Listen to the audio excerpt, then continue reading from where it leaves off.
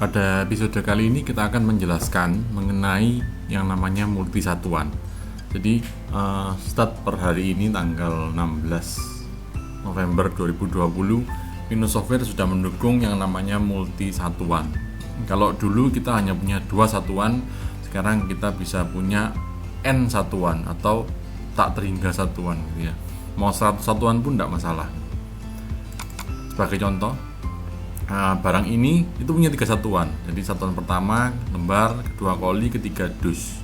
Di dalam sini kita juga bisa mengisi. Jadi satu lembar itu pasti satuan satu karena dia satuan pertama. Satu koli itu berapa lembar? Jadi koli ini 5 lembar. Kalau dus berapa lembar? Jadi semua poinnya pada ke satuan pertama. Jadi kalau ini dus ini 6 lembar ternyata. Nah, harga jual kita bisa set per satuan juga. Jadi setiap satuan kita bisa punya harga jual masing-masing. Harga jual minimum pun kita juga punya per satuan. Jadi kalau lembaran ini minimumnya sekian, jangan turun dari itu. Kalau turun dari itu mintalah otorisasi. Seperti itu. Kalau kita jual kolian maka harga jual minimumnya sekian. Kalau turun dari itu maka mintalah otorisasi. Nah, kemudian bagaimana sih cara input di pembelian dan penjualan?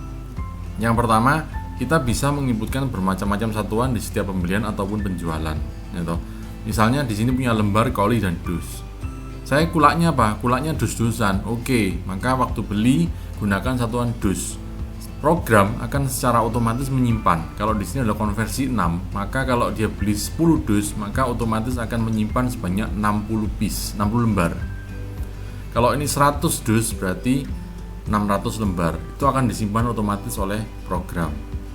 Jadi di pembelian, kalau kita mau input sebagai contoh,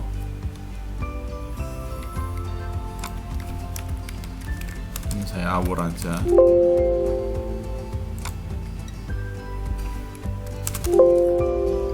Katakanlah saya pakai dus, saya beli 50 dus misalnya. 50 dus itu kan berarti tadi satu dus 6 lembar ya, berarti 300 lembar nanti jadinya.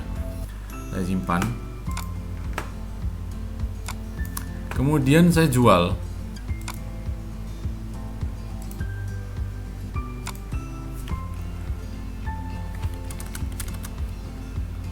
Ini juga saya awur aja. Saya jual pakai koli ini jualnya tadi 10 koli. Nah, lihatlah harganya ini. Harganya ini sudah mengikuti harga jual yang tadi di master barang untuk satuan koli. Kalau kita dus ya dia akan mengikuti yang dus gitu ya. Jadi saya memang sengaja kita bedakan, tadi yang beli pakai dus, yang jual saya pakai koli misalnya, atau pakai satuan pertama. Ini saya simpan. Kemudian kalau kita lihat di kartu stok barang, contoh,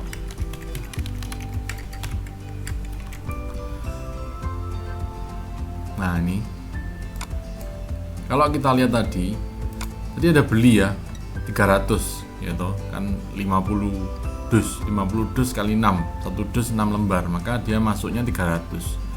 Sedangkan jualnya ini 50. Jadi karena satu dus itu 1 kali 5 lembar, maka ini 10 berarti 50. Jadi jangan khawatir, kita mau pakai satuan apapun, program akan otomatis mensinkronkan sendiri. Ya, jadi dari keunggulannya satu, kita punya harga masing-masing satuan.